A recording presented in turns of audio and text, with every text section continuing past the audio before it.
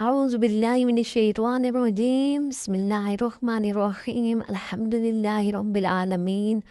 تمام تعریفیں اللہ تعالیٰ کے لیے ہیں جو سارے جہان کو پالنے والا، جو عزت والا، بڑائی والا، جو مشرق ہے، مغرب ہے، جنوب ہے، شمال ہے، جو ہمارے اندر ہے، جو ہمارے باہر ہے، جو ظاہر ہے، جو باطن ہے، جو سب کو کھلانے والا، اس کو کوئی کھلانے والا نہیں، جو سب کا معبود ہے، اس کا کوئی معبود نہیں، جو سب کا رب ہے، اس کا کوئی رب نہیں، وہ عزت والا، بڑھائی والا، اونچی شان والا۔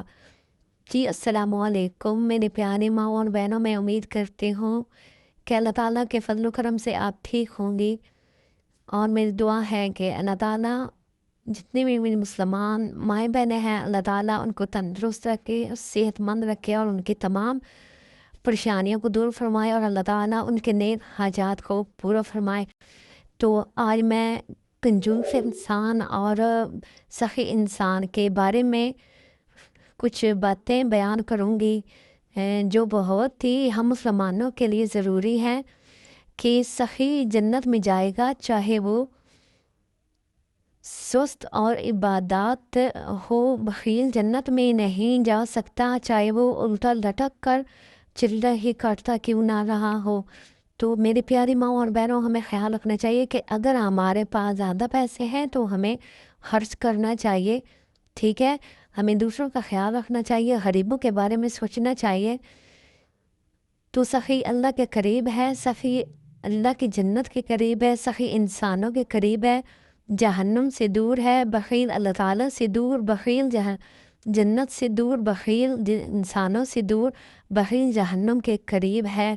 لہٰذا سخی بن کر زندگی گزارو اور لوگوں پر خرچ کرو، جسے اللہ نے دیا وہ خرچ کرو، کیونکہ 82 دفعہ قرآن پاک میں آیا ہے کہ خرچ کرو، خرچ کرو، خرچ کرو۔ کنجوس سے اللہ تعالیٰ کی دوستی لگ نہیں سکتی، اور سخی انسان سے دوستی ٹوٹ نہیں سکتی۔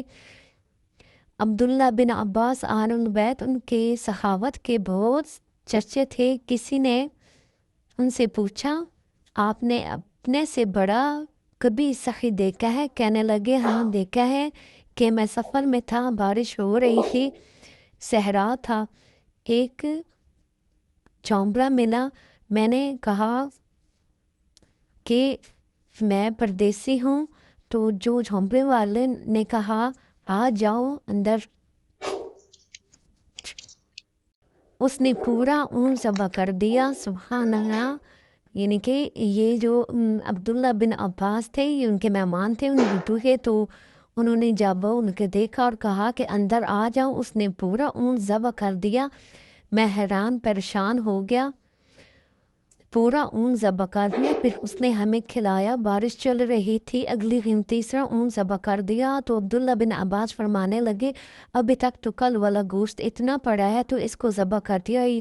وہ یہ کہنے لگے کہ مہمانوں کو باسی گوشت کھلاتا نہ ہوں، جب تیسرا دن آیا تو تیسرا اون ذبح کر دیا، سبحان اللہ۔ تو اسی طرح کہ میں 7 دن رہا، اور 7 دن ہی ایک نیا اون ذبح کرتے رہے، سبحان اللہ۔ تو یہ دیکھیں میں نے اللہ تعالیٰ کی شان کہ جن کو اللہ تعالیٰ نے دیا تو انہوں نے پھر اللہ تعالیٰ کے راستے پر خرچ کرنے کا بھی دل چاہا۔ تو لہٰذا ہمیں سوچنا چاہیے کہ اللہ تعالیٰ نے ہمیں دیا ہے تو ہمیں اللہ تعالیٰ کے راستے پر خرچ کرنا چاہیے۔ بخیل جنت میں جا نہیں سکتا۔ کنجوس بہت بڑا جرم ہے، یعنی کہ کنجوسی کرنا بہت بڑا جرم ہے۔ اللہ تعالیٰ فرماتے ہیں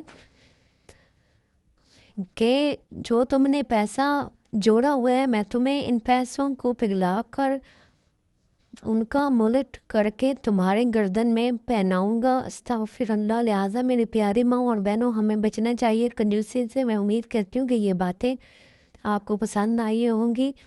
تو انشاءاللہ اگلی جو ویڈیو ہوگی وہ بھی کسی اور ٹاپک پہ ہوگی، تب تک کے لیے میں اجازت چاہوں گی۔ خدا حافظ۔